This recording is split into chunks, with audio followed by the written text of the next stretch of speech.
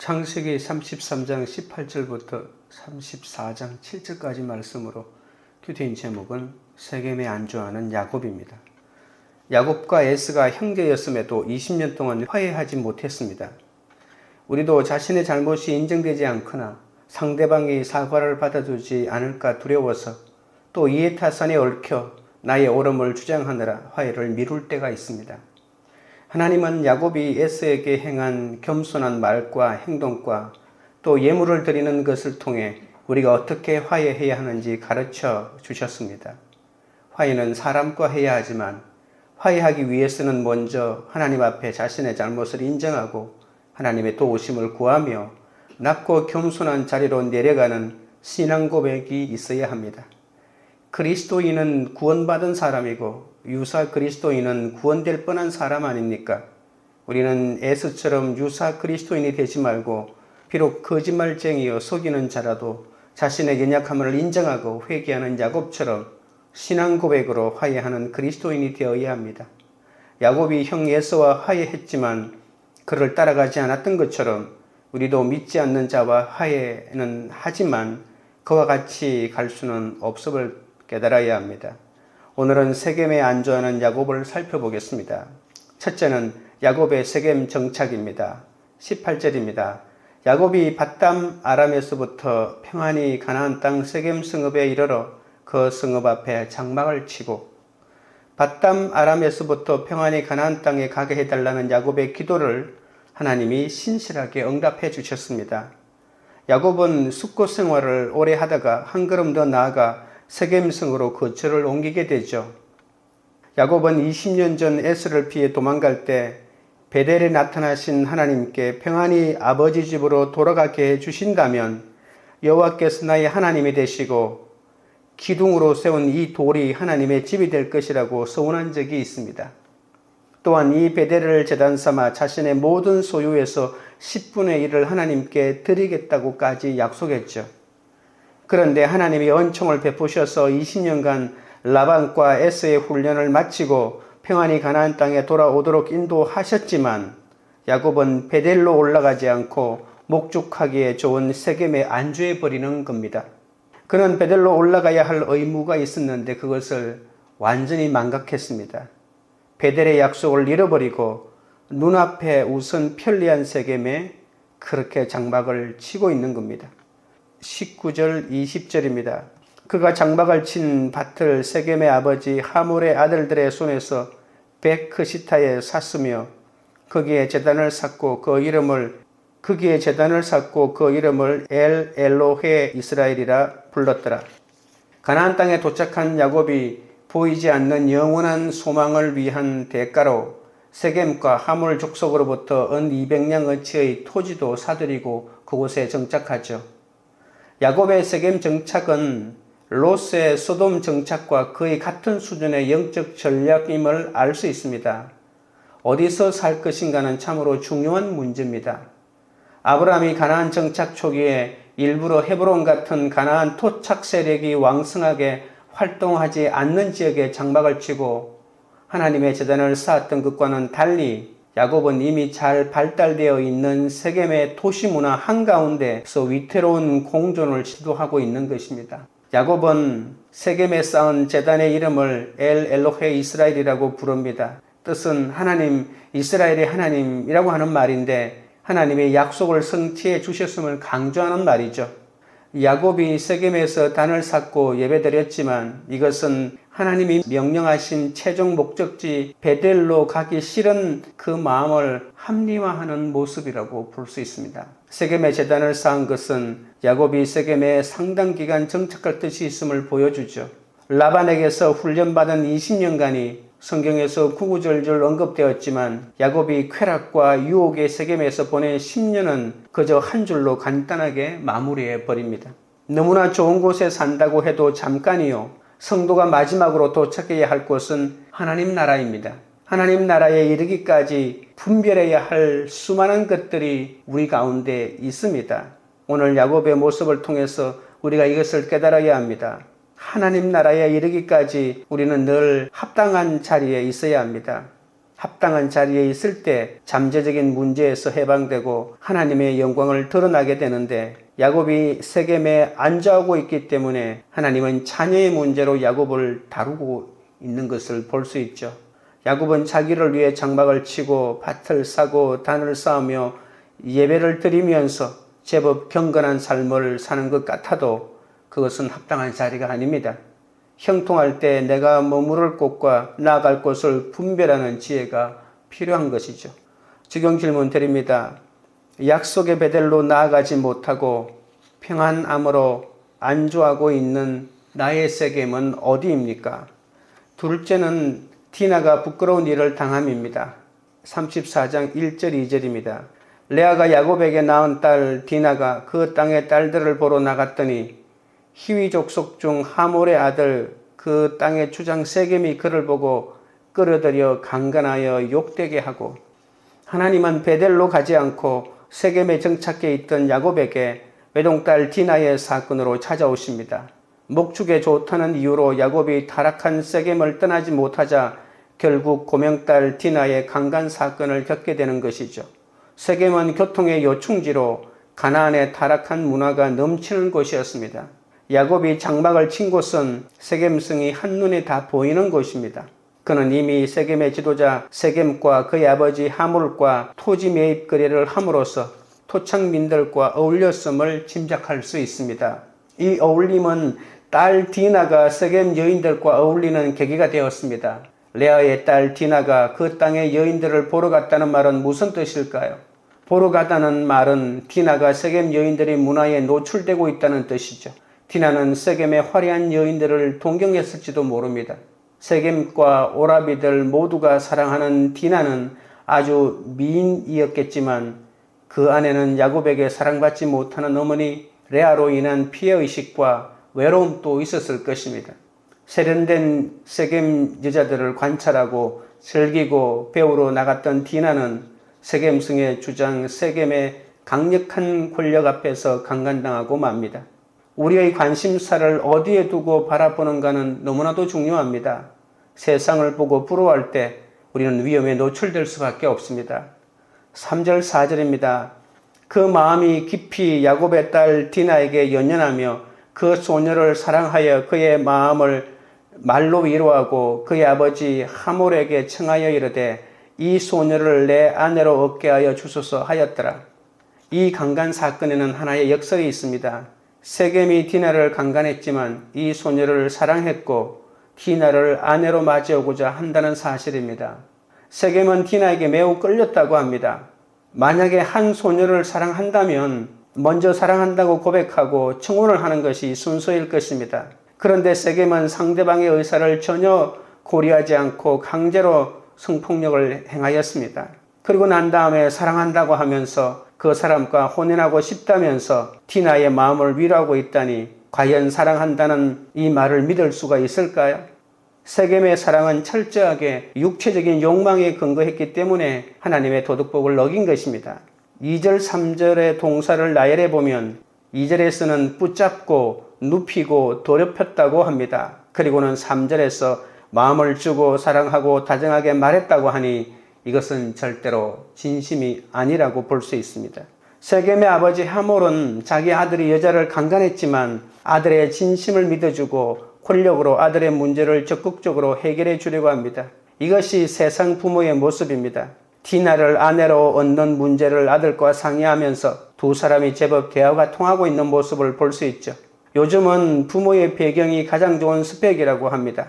누가 누구를 비판하지만 그렇게 자신이 가진 권력과 돈과 사회 배경으로 자기 자식을 경쟁사회에서 조금이라도 앞서가게 해주려고 무엇이든지 할 준비가 되어 있지 않습니까? 불법이라도 부모 찬스로 입시를 하고 부모 찬스로 직장을 얻고 부모 찬스로 권력마저 얻으려고 하는 세상입니다. 내가 쓸 찬스가 없어서 사용하지 못할 뿐이지 불신의 부모라도 모든 것을 다 가진 부모라 멋있고 부러움의 대상이 되는 것 또한 사실입니다.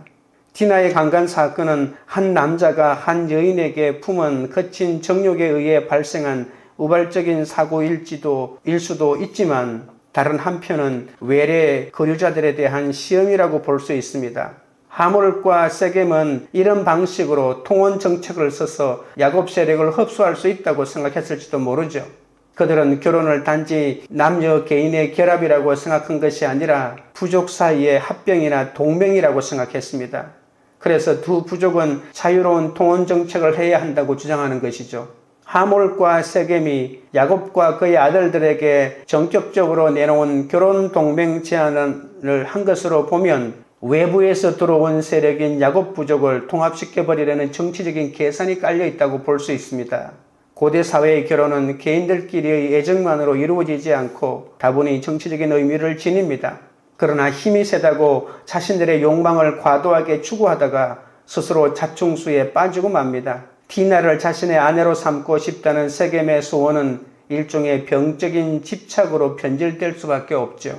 나중에 디나를 아내로 주기만 하면 어떤 제안도 받아들일 수 있다고 자신을 과시하는 것을 보면 이것은 바로 오만한 토착 세력인 세겜의 몰락의 원인이 되기도 합니다. 세겜은 자기 악행을 뉘우치지 않고 아버지 하몰을 설득해 혼사를 이루려고 합니다. 모두 각자의 욕심을 이루고자 할 뿐이기 때문에 예수님은 이 세상을 향하여 악하고 음란할 뿐이라고 경고하고 있는데 우리는 이 경고를 귀담아 들어야 합니다. 적용 질문 드립니다. 요즘 나의 관심사는 무엇입니까? 나의 잘못을 정당화하고 욕심을 이루고자 어떤 방법을 동원했습니까? 셋째는 야곱의 침묵과 아들들의 분노입니다. 5절 6절입니다. 야곱이 그 딸 디나를 그가 더럽혔다 함을 들었으나 자기의 아들들이 들에서 목축함으로 그들이 돌아오기까지 잠잠하였고 세겜의 아버지 하몰은 야곱에게 말하러 왔으며 디나의 소문이 삽시간에 세겜에 퍼졌습니다. 이 소식을 들은 야곱의 반응은 매우 이례적입니다. 야곱도 외동딸 디나의 강간 피해 소식을 들었지만 야곱의 반응과 아들들의 반응은 상당한 차이를 보이죠. 늙은 아버지 야곱은 목축을 끝내고 아들들이 돌아오기까지 이 문제에 대하여 철저히 침묵합니다. 어떤 사람들은 야곱의 침묵을 지혜의 온당한 과정이라고 말하기도 합니다. 하지만 아무리 그렇다고 해도 딸의 강간 사건인데 아버지로서의 야곱이 아무 행동을 취하지 않는 것은 이해하기 어렵습니다. 레아의 딸이라서 그랬을까요? 만약에 디나가 라헬의 딸이었다면 그때도 이렇게 침묵했을까요? 신중히 행동하는 것처럼 보이지만 사실은 편안한 세겜성에서 일을 크게 만들고 싶지 않아 문제를 회피하는 모습을 우리가 볼 수 있습니다. 세겜의 세력에 비하면 미약한 자신의 처지를 고려하고 위축되어 있는 것이죠. 야곱은 딸보다 자기 아내를 더 걱정하는 우유부단한 문제 부모의 모습을 그대로 보여줍니다. 오직 일이 먼저이고 재물에만 관심 있는 야곱을 이방인들도 다 알아볼 정도 아닙니까? 야곱은 디나의 일탈을 막지도 못했고 자녀를 편애하며 신앙교육도 제대로 하지 못했습니다. 자녀들 역시 근심하고 분노하기만 할 뿐 야곱과 마찬가지로 문제 해결을 하지 못합니다. 야곱이 먼저 돈 좋아하고 세겜 사람들과 어울린 문제 부모였기 때문에 디나의 문제가 터진 것이라고 볼 수 있습니다. 불신의 아버지 하몰은 아들의 문제를 적극적으로 해결하려고 합니다. 하몰은 아들과 이 문제를 상의하고 난 다음에 구체적으로 자녀의 청을 하기 위해 야곱을 찾아오지 않습니까? 좋아하는 야곱에게 금전적 대가를 지불하겠다며 디나를 얻기 위해 무엇이든 하겠다고까지 합니다. 믿는다고 하면서도 치졸한 야곱의 가정과 너무나 비교되는 멋있는 모습으로 비치기도 합니다. 7절입니다. 야곱의 아들들은 들에서 이를 듣고 돌아와서 그들 모두가 근심하고 심히 노하였으니 이는 세겜이 야곱의 딸을 강간하여 이스라엘에게 부끄러운 일 곧 행하지 못한 일을 행하였음이더라. 야곱의 아들들이 돌아와서 소식을 듣고는 크게 흥분하고 격노합니다. 그리고 이스라엘 가운데서 일어나서는 안 되는 일이 일어났다고 한탄하며 슬퍼합니다. 이 7절의 모습이 디나를 걱정하고 있는 사람들과 그 범죄의 중대함을 깨달은 사람들이 갖는 진짜 감정 아니겠습니까? 세겜의 아버지 하몰은 야곱을 만나 아들의 혼인 문제를 매듭짓기 위해서 왔다가 야곱의 아들들에게 자초지정을 말합니다. 야곱의 아들들은 원통함과 격분을 감추고 냉정을 유지하며 하몰과 세겜의 전격적인 통혼 제안에 대하여 우리와 통혼하는 관계에 들어오려면 너희들 중 모든 남자는 할례를 행하여야 한다고 기습적인 역제안을 나중에 하게 되죠. 이 기습적인 역제안에 대해 하몰과 세겜의 반응은 어리석을 정도로 단순하고 자기 중심적으로 판단합니다. 남의 패를 전혀 고려하지 않고 자기 패에만 몰두하는 노름꾼 같은 모습을 보이게 되죠. 우리가 겪는 모든 일의 끝에는 항상 돈이 있습니다. 돈과 권력 때문에 믿음이 없어도 훌륭해 보이는 것을 놓쳐서는 안 됩니다.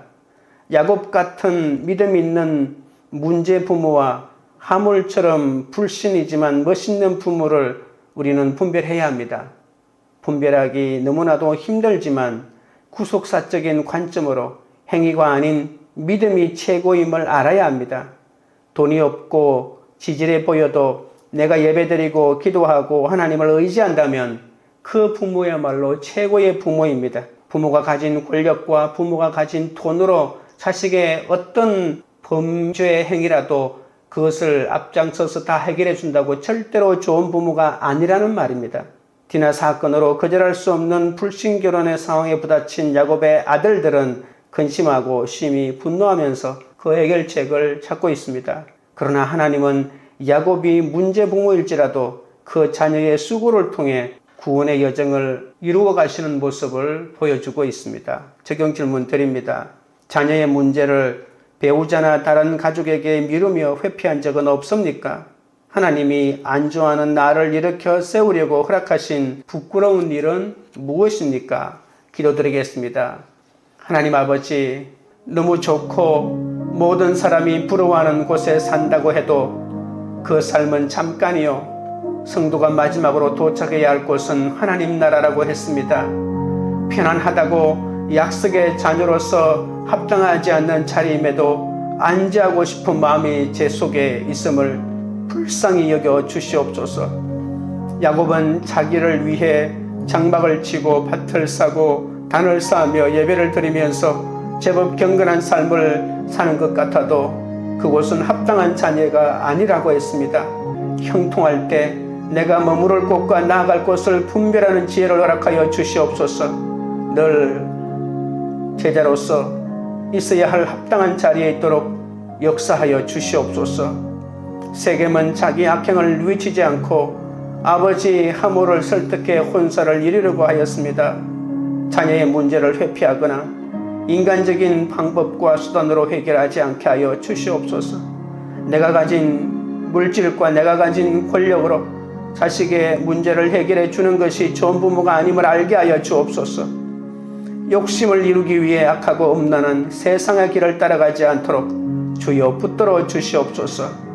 디나 사건으로 거절할 수 없는 불신결혼의 상황에 부딪힌 야곱의 아들들은 근심하고 심히 분노할 때 하나님은 그 자녀의 수고를 통해 구원의 여정을 이루어 가심을 보여주셨습니다.